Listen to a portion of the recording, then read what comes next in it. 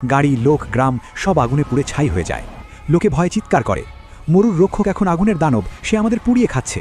আসল হাল্ক ছুটে আসে, তার চোখে ব্যথা। লোকে তাকে দেখে পালায়, তুমি আমাদের ধ্বংস, তুমি এই আগুনের জন্ম দিয়েছ। হাল্কের মন ভেঙে যায়। সে একটা পুরনো অ্যাস্ট্রোনমি টাওয়ারে লুকিয়ে পড়ে, যেটা মরুর মাঝে দাঁড়িয়ে। সেখানে সে বুঝতে পারে এই ইনফার্নোকে থামাতে চাই ফিনিক্স কবচ। সে টাওয়ারের সোলার মিরর আর লেন্স ভাঙে, সূর্যের আলো জড়ো করে, তার শরীর জ্বলে ওঠে উজ্জ্বল সোনালি নীল, যেন ফিনিক্স হাল্ক জন্ম নিয়েছে। চারপাশে আলোর ঢেউ, সে উড়ে যায়। ইনফার্নো হাল্ককে খুঁজতে থাকে।